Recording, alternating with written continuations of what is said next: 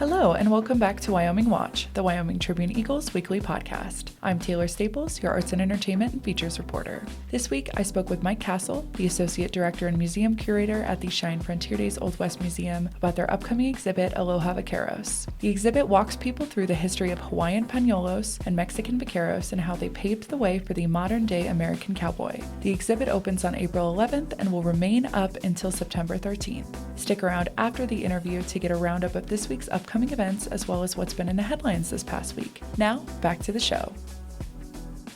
I don't know if you guys have done something as interactive as this exhibit before, but this is so much fun from what I saw. I love all the iPads you guys have out where kids can kind of do activities on it. And yeah, and I love the little theater you guys have. It's awesome. So the setup is so great. I'm very glad. No, this is more than we've usually done. This is what makes this exhibit special. It was designed by professionals at Andel and from Mexico, and they are wonderful people to work with. We had a wonderful time setting this up. And of course, the subject matter that they have with the Vaqueros and the paniolos, it was really a pleasure and a delight to work with the Paniolo Historical Society, again, in particular, Dr. Billy Bergen, who is a founder of that institution and a remarkable individual that keeps the whole story about the paniolos and Cheyenne Frontier Days alive, and I'm very grateful to have a chance to work with him again. So I'm so curious about the Aloha Vaqueros traveling exhibit itself. So were the paniolos already kind of integrated into that? Because I know that that's very coincidental with some CFD related stuff, like especially the seminar series you guys have in May. That's about the paniolos, I think, from what I remember reading. Yeah, so it feels like it tied in very perfectly.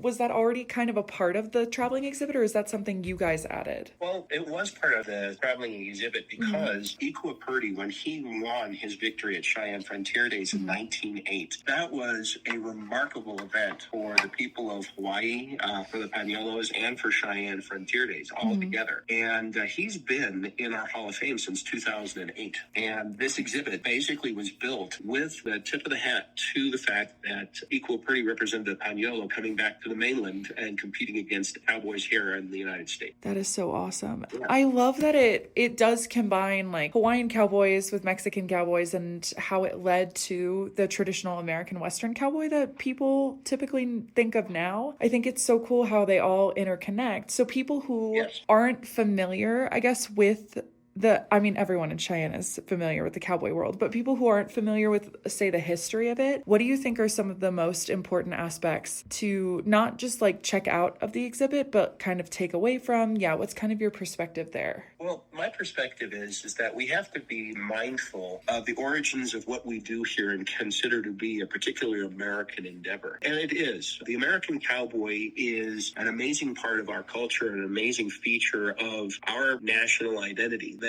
I think is worthy to remember. And I mean, there's a lot of things that we appreciated about the cowboy: his independence, his fierce loyalty to brand, his ethics. These are things that we do appreciate, and we appreciate the skill of our modern athletes too, and the people that are doing the ranching industry. There you go. Now that's kind of, I had to cover a lot of my bases. Yes. You know, it's such an important part of we have very few national characters that are so tied with American identity as the cowboy. But that being said, we have to keep in mind that as with so many things that are ours, we have a great debt to pay to the origins that happened elsewhere.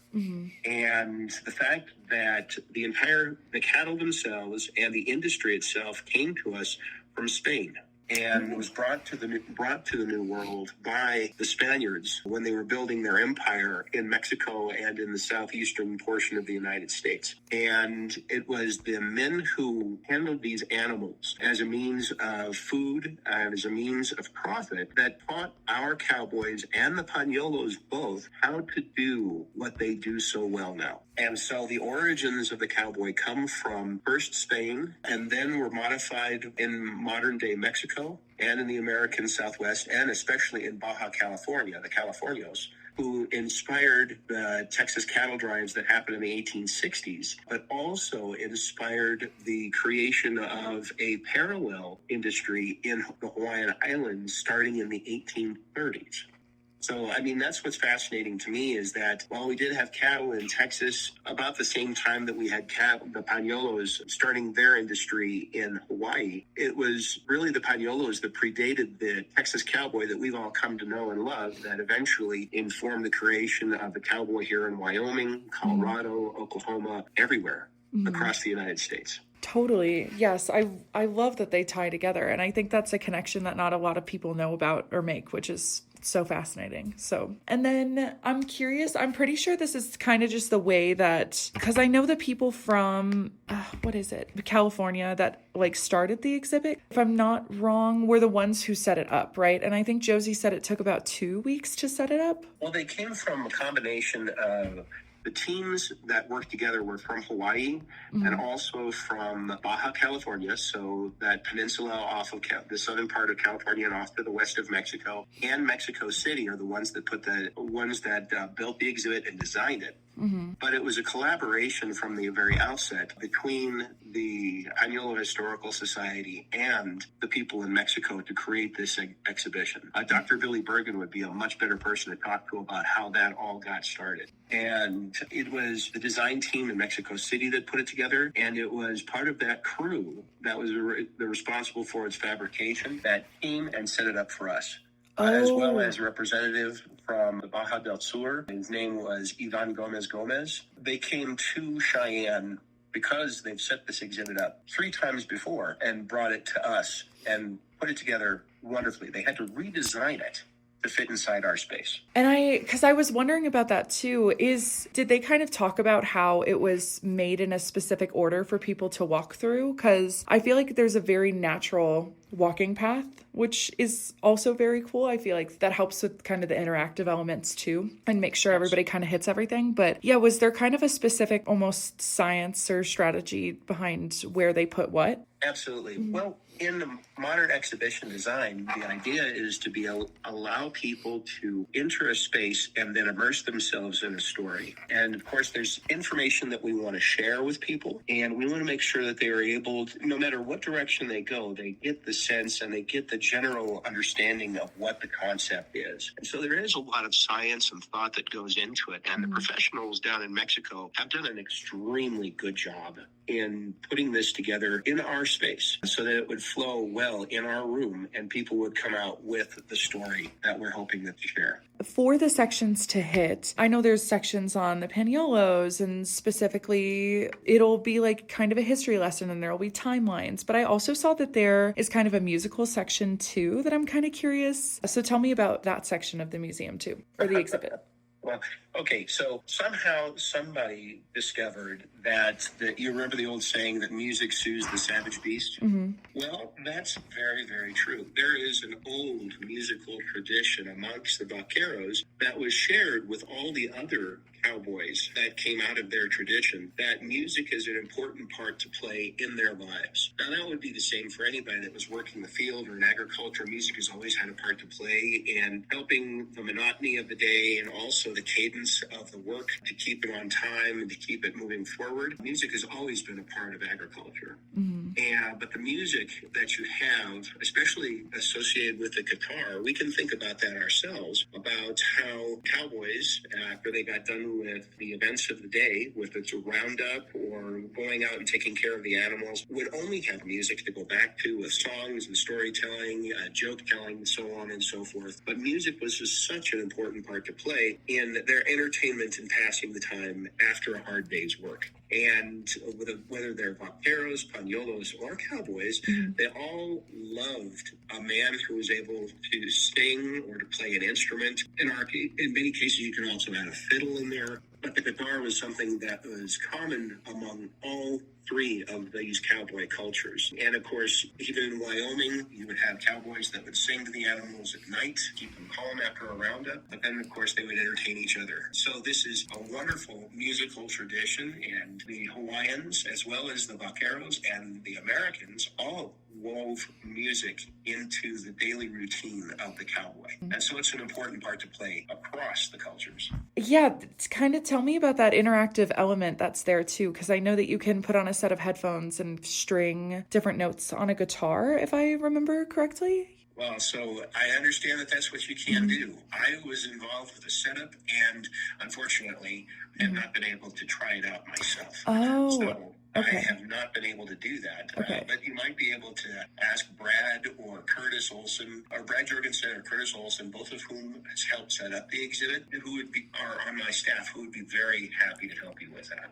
I'm also curious from your perspective, you curated, or Josie, I think, told me this, that you curated a Paniolo exhibit in 2008-ish? Yes, we did. Yeah. Yes, we did. Oh, it was a wonderful experience. Personally, I think it was probably one of the best exhibits that I have ever participated in. And we worked in close collaboration with Dr. Bergen and the Paniolo Historical Society, who were actually the impetus for us doing so. Now, when I started back in 2008, I was still learning the history of Cheyenne Frontier Days, and he knew that that was the 100th anniversary of Iko Apurdi's victory of Cheyenne Frontier Days. And so this was the 100th anniversary of that wonderful event where these cultures came colliding in great exhibition of camaraderie and sportsmanship to celebrate their victory at Cheyenne Frontier Days in the steer roping contest. I should mention that 1908 was a seminal year for Cheyenne Frontier Days as well, because that is the very first year that Cheyenne Frontier Days was held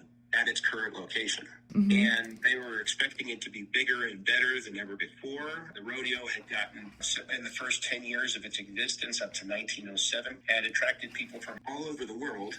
They were opening their doors to people to compete from outside of Wyoming, from great distances to come to celebrate this wonderful event. The exhibit that we put together, Dr. Bergen was phenomenal, and he brought us the perspective of the event from the Hawaiians. He brought us the newspapers, he brought us photographs, he brought us artifacts, saddles, the leather lariats that you see in the exhibit. We had similar events. He exposed us to this whole history of cattle ranching on the Hawaiian Islands.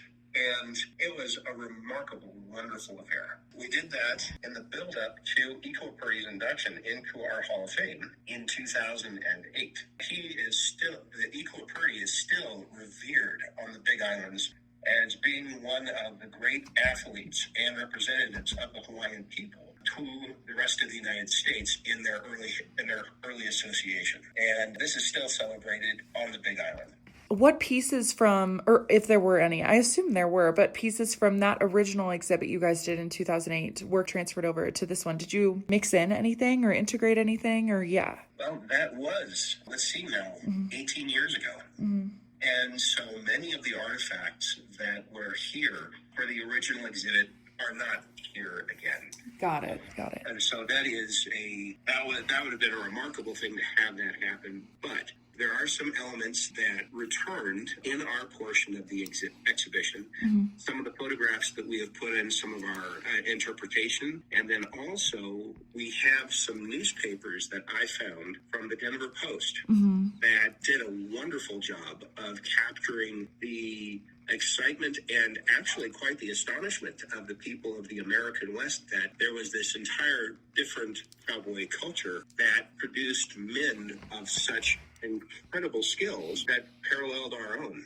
So we put out these panels, and I hope you saw those from the Denver Post. I did. Hallway. Yes. Yeah, that basically captured this wonderful event from the perspective of people that were already amazed and surprised by the skills of the cowboy. And then all of a sudden, that with no idea that these people, the paniolos, existed on the islands of Hawaii, had such ominous skills to be able to clinch the championship. It was a marvel to behold. I also kind of want to tie in what we talked about earlier for the seminar series when David and Julian are going to be here talking about Aloha Rodeo. So yes. I would love to know what they'll be speaking on, because I know it's a total direct tie to Aloha Vaqueros, which totally makes sense. So yeah, do you know what they'll be speaking on? And because I know Aloha Rodeo is the book they wrote together, right? Or are they talking about? They wrote a separate book about the paniolos and their experience coming to Cheyenne and Frontier Days. Because, like I said, this is such an amazing event in many minds in Hawaii and the American West. That this confluence of these cultures coming back together again was something worthy of telling the story. And so, to be honest with you, and to be specific, I am not quite certain what they will be talking about beyond the fact that they are going to go into great detail about the experiences of the paniolos and their experience at Cheyenne Frontier Days. Because I know your guys' exhibit also kind of talks about some of that stuff. So, yeah, what were kind of those experiences that the paniolos had at specifically Cheyenne Frontier Days too? It's really kind of a fun story. The fact that these cowboys, paniolos, it was known that they were coming. And people had, from the articles that I was reading and from what Dr. Bergen was telling me, the anticipation that there was going to be a competition between the cowboys of the islands and the cowboys of Cheyenne Frontier Days, our great champions, had been percolating for 2 years. The man who who basically created the whole affair was a man by the name of Eben Lowe, who was a already well-regarded cattle rancher on the Big Islands, especially associated with the Parker Ranch. He wanted to have the competition between the paniolos and America's best, and he had come to Cheyenne Frontier Days in 1907 to see it for himself, and he had even arranged to have our steer roping champion, Angus McPhee, from 1907, go to the islands to challenge their best at a rodeo in Honolulu. They had just started to do rodeos themselves, and so it was a new event in Hawaii, and they wanted to see the best of the best from the mainland. And they already assumed that if you won Cheyenne Frontier Days, you were the best of the best. They wanted to see how he would do against their best on the islands. As rodeo goes, he did very, very well, but because his horse was not cooperative, and, that's just the way it goes. You could be the world champion one day and not pick up a dime the next right. rodeo.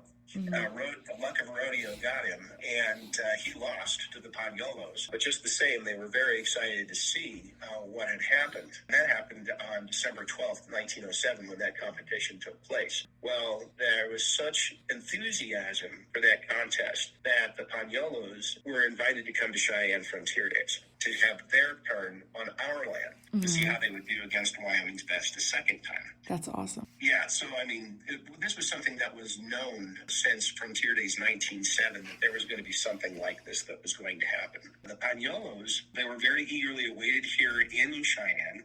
It was already known that they were pretty amazing competitors since they already beat Angus McPhee. They came by ship and carried nothing with them except for their saddles and their ropes and the clothes that they brought with them. They didn't bring their own horses, which any steer roper will tell you is a significant disadvantage because you need to know your horse, and your horse needs to know you in order to make a maximum performance.